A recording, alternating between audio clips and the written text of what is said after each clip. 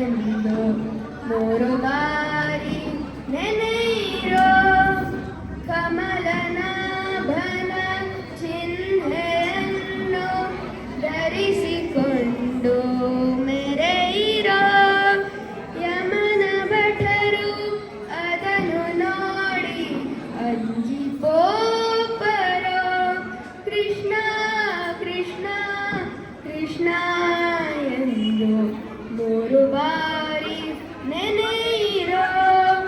ಜನ್ಮವೇಥಿ ಮಧ್ವಮಥವ